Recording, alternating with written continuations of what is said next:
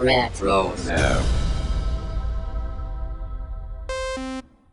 Are you an aspiring Jedi, or do you dabble with the dark side of the Force? Regardless of whether you fancy yourself a defender of the light or an aspiring Sith Lord, you're going to need a lightsaber. Podcast Stardust is pleased to partner with Saber Masters, the creators of high-quality, durable, and affordable lightsabers. Saber Masters is preparing to launch the Ultimate Lightsaber 2.0, and right now you can get 2 for the price of 1. So, check out the link in our show notes and go get your Ultimate Lightsabers from Saber Masters. And don't forget to use our referral code STARDUST to save $10 at checkout. And each purchase using our referral code helps support Podcast Stardust. Hi, this is Fred Tatasciore, and you're listening to Dennis and Jay on Podcast Stardust. The Force is strong with both of them.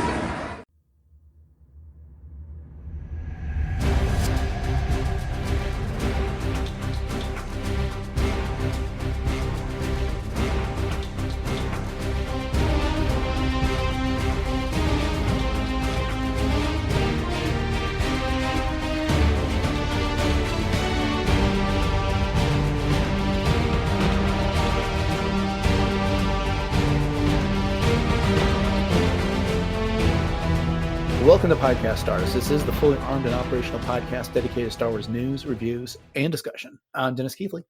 And I'm Jay Krebs.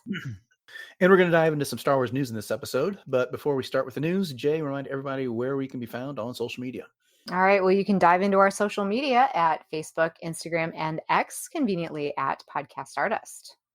All right. The dishes aligned, the signal's boosted to maximum output, the shield is down, and we are now broadcasting to the galaxy. So this is going to be a bit of a hodgepodge of news of things that have come up over the past couple of weeks. There hasn't been a whole lot that's justified a news episode for every week for the past couple of weeks. But some of these stories are things that have happened a couple of weeks ago, but we're going to discuss them now. And up first, is it possible that we'll be seeing Moff Gideon appearing in The Mandalorian and Grogu, which is currently scheduled to be on our movie screens on May of 2026?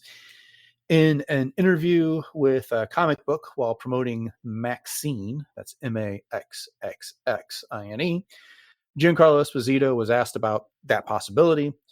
And his response is, anything is possible.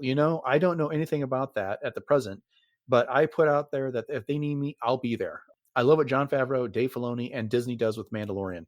And who knows, there may be a moment where I can swoop down and take over once again. So, what do you think? You want to see Moff Gideon in The Mandalorian and Grogu? You want a different story, or what's your thought? Oh, heck yeah. I'd love to see him come back again. And all I could think of is, this kind of goes back to, remember when we were talking about the whole mustache, not mustache thing? Yes. And could it be you read my mind. Yeah. Of course. I mean, we've been podcasting together for how long now? But that's the first thing that came to my mind was like, okay, could this be kind of playing into, that whole thing with potentially being his clone, and that's why he was so easily overpowered and yada, yada, yada. And he will swoop back in. So I would love to see him. Absolutely. Yeah, I'm fine if there's a good reason for him to come back. Sure. And it's, I guess, what's the idea for that story? Only Jon Favreau and Dave Filoni probably know at this point. Mhm. But if they have a good reason to come back, then why not? I think Moff Gideon's a fantastic character, and it's very easy to have him come back, even though we saw a Moff Gideon character perish in the flames. And, all the clones that we know of were killed there in that same episode. But that doesn't mean there wasn't more someplace else or another one running around, or like you said, they were all clones in that episode. We'll find out. Mhm. But hey, if it works, it works. But, I'm very excited for that movie. I can't wait to see what it is. And if it is a continuation of the struggles against Moff Gideon, so be it. But if this is something that also ties the Mandalorian and Grogu into the greater threat that Thrawn presents, that may end up being whatever movie Dave Filoni puts out in a few years, I'm good with that too. So yeah. a lot of ways they can go with this one that would work for me. No, I agree. And Giancarlo Esposito also is just such a great presence for the fans that, just having him back again is just that much more reason to keep having him come to cons. Not that there wasn't already, but, I just think it's awesome. Yeah, if you He's haven't met him awesome at a con and he's going to be at one near you, definitely go check it out. for sure. He's a lot of fun to talk to. I had a great time meeting him back at Star Wars Celebration Anaheim in 2022. Yeah, he's cool. All right. Well, in some other movie news, Deadline has confirmed that Shawn Levy's Star Wars movie has a writer, and that would be Jonathan Trooper. Apparently, he and Shawn Levy have collaborated on numerous films, including The Adam Project, Levy, and This Is Where I Leave You. He's also known for writing Kodachrome. I have to admit, I haven't seen any of these movies.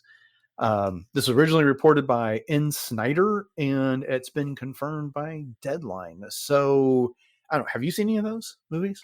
I've seen The Adam Project, and it was fantastic, but, Okay, I'll also watch anything that Ryan Reynolds is in. I often sure. say I'll watch him watch paint dry, and he's awesome.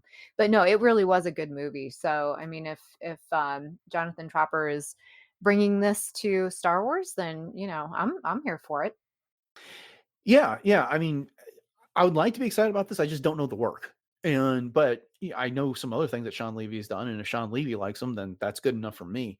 Right. I'll just be honest. It's like it's hard for me to sit down these days and like watch a movie at home, just because I want to get up and do other stuff. I really like have to be compelled to go to the theater, and I like Ryan Reynolds a lot. I just never made it to the theater to see the Adam Project, so Mhm. there's that. But I'm super excited for Deadpool and Wolverine, which is what Oh, Shawn Levy's yeah. got coming out in 2 weeks. And so we'll see that. And then, I guess he's got the next season of Stranger Things to go through. And then maybe he'll pick up steam on his Star Wars project after that. Yeah. But it does speak favorably for this project that they've got a writer, which I'm not sure all the other movies can say right now. 'Tis true, but then again, I mean, we do have this revolving door, and like I often call it the whack-a-mole of Star Wars movies and writers and directors. And just when we, think we've got one, then they leave and go to another project, or someone is replaced, or whatever. So it is, I mean, I'll admit it's a little hard to, say, oh, this is so great and I'm so looking forward to it. I mean, if it happens, awesome. And if it stays, this way, then great. I mean, I'm here for whatever it brings to the table. Yeah. We got D23 coming up next month. And of course, there's Star Wars Oh Celebration yeah. Japan. Mhm. I don't know what, if anything, is going to get announced at D23 because it's all of Disney. It's Star Wars, it's Marvel, it's all their movie studios, animation and Pixar. And then they got the parks, they got the cruise line, they got a lot of stuff to talk about at D23. So I don't know how much of anything they're going to update us on in the movies, but it would be cool to kind of get an update on the timeline for projects at Mhm. that point. Let us know what's going Definitely. on with the new Ray movie, the new Jedi Order, I guess is what they're calling it. And what's going on with the Dawn of the Jedi movie that Mangold's doing, and where does Shawn Levy's movie fit into all this? You had sent me a text the other day talking about Taika Waititi. He's got Yeah. that Time Time Bandit, Bandits. which Mhm. is a tie-in to the 1981 movie. I found out coming up. So does his schedule get a little more clear so he can devote more resources to his Star Wars movies? So there's like, and Patty Jenkins was talking about, now that she's not doing Cleopatra, she owes Lucasfilm a script for the Rogue Squadron movie. Right. So it's like a whole bunch of stuff seems like kind of risen from the ashes Yes. lately, to one degree or another. And I just am curious where that all fits in. And is Star Wars really going to try and go that Marvel route by putting out multiple movies per year? Mhm. We kind of seem to be dealing with a bit of Marvel fatigue. And I don't know if that's because we're getting so many movies or it's just that we're not getting as great a collection of movies right now. But, you know, is Star Wars going to benefit from having two movies out a year, or do they really need to do the one per year or 18 months? Yeah. Yeah. And to your point too with the Marvel fatigue, I mean, there's also not just the movies, but then there was also all the shows that were on Hmm. Disney Plus as well, which, the MCU is awesome, don't get me wrong. But it is kind of nice, I will say, that one of the things, if that is the case for Star Wars, is that fans can kind of pick and choose their timeline, and they can pick and choose their focus Hmm. for what types of stories they want to have told to them, which I think is kind of already happening, with series like the animation series and the Acolyte, and and then all of these movies that we're talking about. It does kind of differentiate and really diversify the content enough for fans to be able to do that, which is both a blessing and a curse because, people like us are going to want to just get into all of it and we're going to want to digest all of it. And, Yeah. it's going to be overwhelming. But then again, I mean, I guess it's a good problem to have too.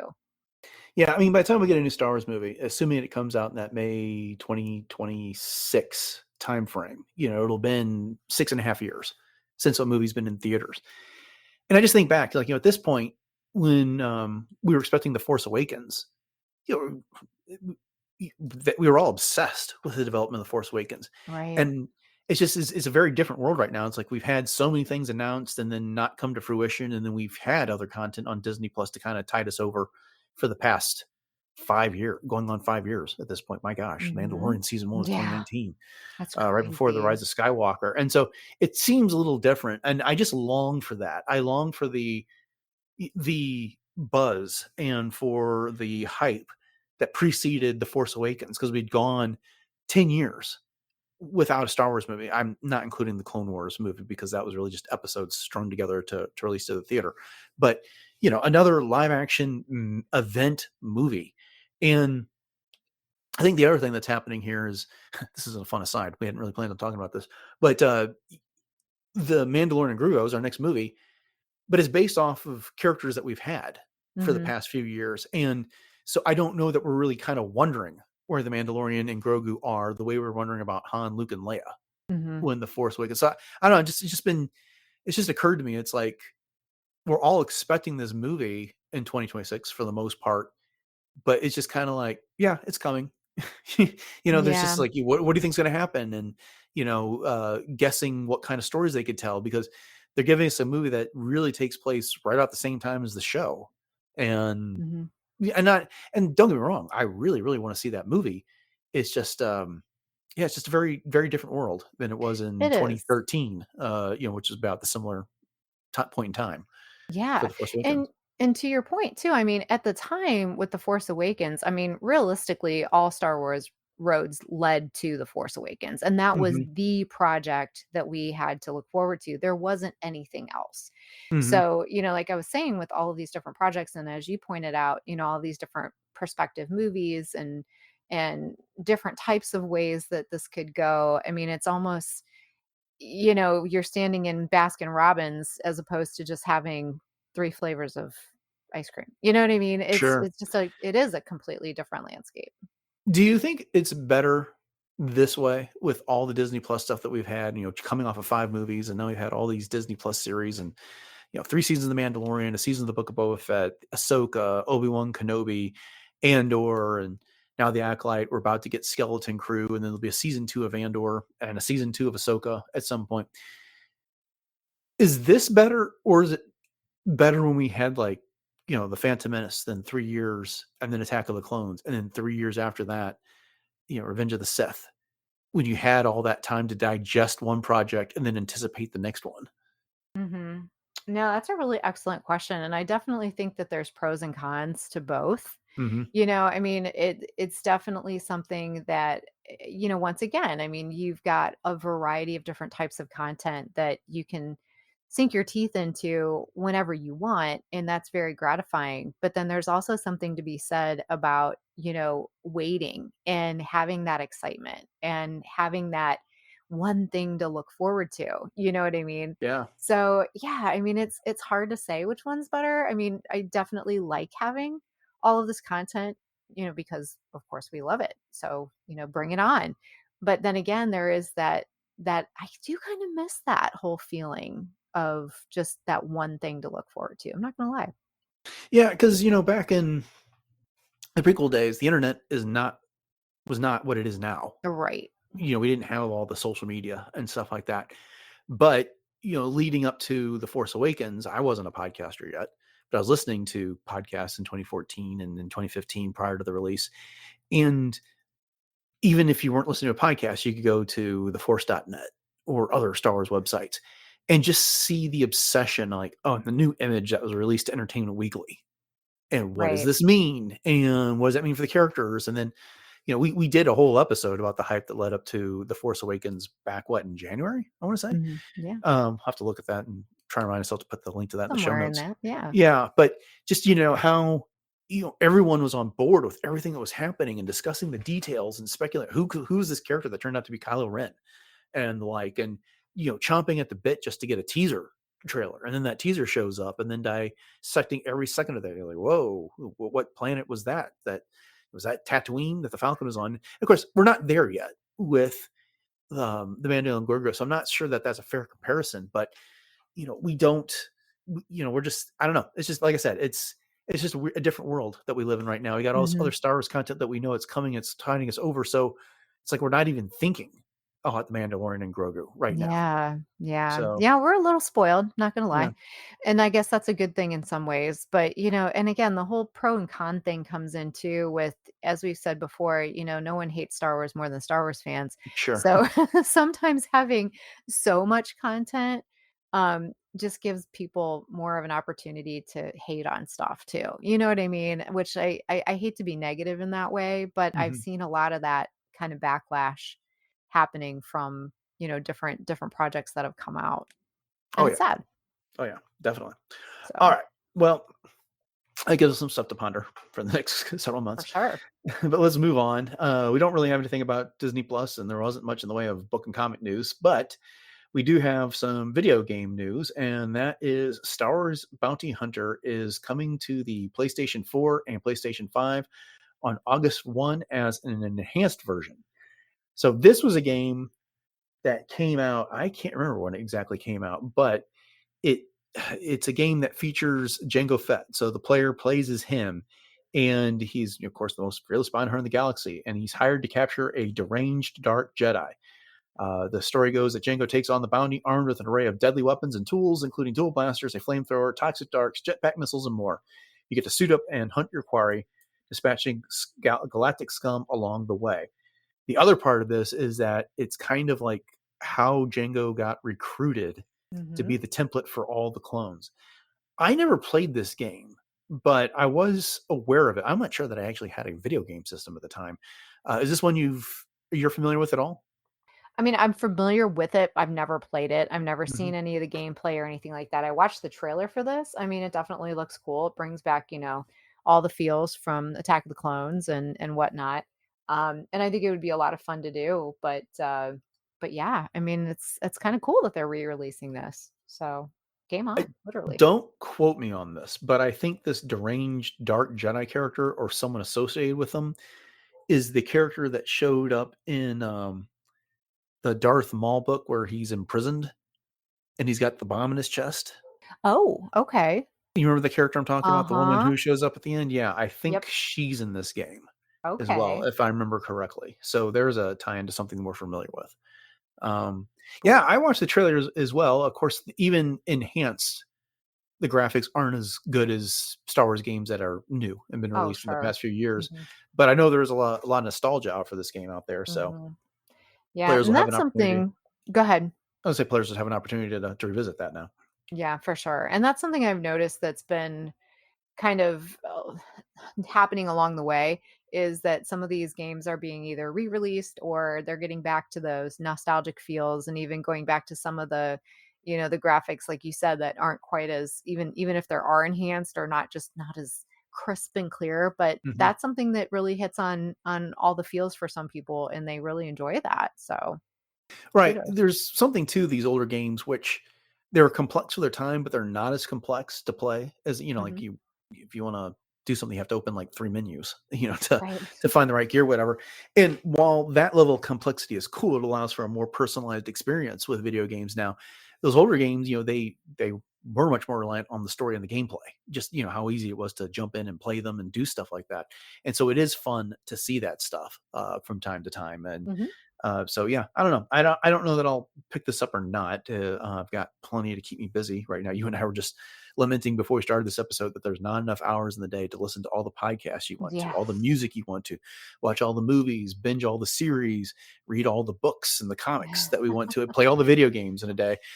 So I don't know that Yep. I can find time in my schedule for this, but I'll keep an eye on it. I may have to pick it up if I end up having some extra time on my hands. There But you go. yeah. Well, and it's only on PlayStation, and that's it? Because we That's what only the have an story Xbox. said. Yeah, I Yeah, don't know if it'll end up getting ported to Xbox or Switch or anything else. yeah. At So the that's kind of unfortunate that it's only one platform, Yeah, if that's yeah, the case. yeah. I don't even know it was available on to begin with. So I don't. It may have been a PlayStation exclusive back in the day. So Ah, who knows? there you go. Okay, well, following up on a story that we talked about a couple weeks ago, the Haslab Isley Cantina crowdfunding project has concluded, and it's successfully funded. Funding Woohoo! ended on July 8th. They were looking for 8,000 backers, and they had stretch goals at 11,000, 14,000. I want to say 17,000. Well, they didn't get all three, but they did get to the second stretch goal and they ended with 14,737 backers. So they also managed to unlock the new Greedo with the new sculpt, and then Nabrin Leeds, who is the four-armed character that wears goggles that's sitting in the cantina in A New Sweet. Hope. And that, did you follow this at all in the last couple of days before it funded? No, I'll be honest, I have not. I've had a lot of other things on my plate, but I'm really excited for those that are backing this because I know when we talked about it last week, it was or 2 weeks ago, I guess it was at this point. Mm-hmm. I was hoping that for those that wanted it could actually get it. But I assume you were like following it up to this point. Yeah, I think it crossed the 8,000 mark with about 2.5, 3 days to go. Oh And then wow. the question was like, but this always happens with crowdfunding campaigns, like whether they fund it or not, the last couple of days are like when the most backers tend to pour in, especially if it's Hmm. something that's likely to fund. As people, people are like, well, it's either funded and now I want to get in on it, or I've thought about it and now it's a do or die. I gotta make my Yeah. decision. So yeah, it crossed that 8,000 mark, and then like the next day it got to 9,000, and then I want to say it was either the day before or the morning of it just crossed 11,000, and then it picked up steam to blow right past 14,000. Like I went to bed before it closed, with like an hour to go, it was still 500 short of making that 14,000 stretch goal, and so then it cleared that and picked up an extra 737. So it didn't get the third unlock, which is unfortunate, but hey, it still cleared two of them, and quite the project there. So yeah, I'm happy for everyone that backed it, and they'll probably see it sometime at the end of next year. These things go, but I don't know. I am unlikely to back any of these projects, but it is fun when you find one that people are excited about, and then watch it pick up backers, pick up steam, and then across the finish line like that. Oh yeah, I agree. And this is a really cool set too. Yeah. All right. Well, then, that'll do it for this week's look at Star Wars news. That was a fun discussion, Jay. We kind of went off in some tangents that I wasn't expecting there, but that was Yeah, it pretty was cool. fun. Hmm. Thank you all for joining us for it. And hey, if you're interested in our take on the news, then come back next week, or better yet, subscribe to the podcast on your podcast of choice, and that episode will get downloaded for you, as long as well as our reviews of the Acolyte and other content that we're covering and other discussions that we have. I'd like to also remind you that you can find our entire catalog of shows over at retrozap.com, which is the home of the RetroZap Podcast Network, and that includes several other great shows covering everything from the MCU and DC to Dune, Star Trek, animation, and a whole lot more. As always, we greatly appreciate your 5-star ratings and reviews on whatever podcatcher it is that you do use for your podcast, especially if it's Apple Podcasts. And it means a lot to us when you share the show and your favorite episodes on social media with your friends. That word of mouth is the best way to help the show grow and get exposed to more people. So with that in mind, Jay, remind everybody what our social media contacts and other locations on the internet are one more time. You bet, Dennis. And just want to say welcome to all of our new listeners and welcome back to all of our faithful. And as Dennis was mentioning, there's lots of ways to connect with us, and you can connect further on Facebook, Instagram, and X at Podcast Stardust. And we also are on Spotify. So that also does support reviews. So if you are over there, please leave us a review and share that out. And if you're also into some other outlets such as YouTube, we have our YouTube and YouTube Music, both where you can hit up to subscribe and share out with others and leave reviews and interact with us there. If you're into some ideas for all things Star Wars, we have tons of boards over on Pinterest. And if you're up for some real time chatter, you can hit us up over on our Discord room, which is part of that RetroZap Discord server. So, as Dennis was talking about, there's everything from MCU, DC, Dune, Star Trek, a whole lot more, including us. So, if you would like to do that, once again, hit up that link in our show notes. Also in our show notes is the link to our TeePublic store, where we have all kinds of apparel and home goods with 7 different Podcast Stardust logo designs available for your choosing. And if you do pick something up, that does help to support the show. So hit that up in our show notes as well. And then one more thing that you can see in our show notes is our Saber Masters referral. So if you're in need of a new lightsaber, and who isn't? I mean, you got to fight off all those nasty Sith or Jedi, depending on what side you're on. You can go to sabermasters.com, or once again, hit up that link in our show notes. And if you do happen to pick up anything, they have tons of battle ready lightsabers, and they also have their 2-for-1 still going on. That you can pick up as well. And if you do get something, make sure that you put the code Stardust in at checkout, and that will get you an extra $10 off and also helps to support the show. So another show that you can support is Warp Trails. So Dennis, why don't you fill everybody in on the exciting things you've got coming up with that? Sure. So nothing's going on right now because there's no Star Trek on Paramount Plus that's new, but my wife Beth and I are looking to the horizon and waiting for the 5th and final season of Lower Decks to arrive. And when that happens, we'll be covering it on our Star Trek podcast, Warp Trails, which is exclusive to the rest of that podcast feed. If you want to catch all of our back episodes, the best place to do that is retrozap.com. And yeah, we've covered previous seasons of Discovery, Lower Decks, Strange New Worlds, and Picard, and we've been having a lot of fun doing that. Jay, what's up in the world of cosplay? All right. Well, you can always catch me on my Instagram, which is at j.snipscosplay. So I've been doing Ahsoka, 2 different versions of Hera, the 4th sister from the Kenobi series, my original concept Mandalorian, which is based on Tahiri Vela. And I was just recently featured by Rubber City Cosplay, which is the volunteer cosplay troupe that I am with. And so if you want to check that out, you can also find that on Instagram. And I don't have any cons or anything coming up right now, probably not until September, but I do have some other activities in the works that I'll be able to talk about pretty soon. So once again, that's at j.snipscosplay. All right. Coming up on the show on Wednesday, we are getting into some Marvel comics with the High Republic issues 5 and 6 from Phase 3. And then on Friday, it will be our discussion of the finale of The Acolyte. So thanks for listening to episode 755 of Podcast Stars, everyone. Have a great week. And until next time, may the Force be with you.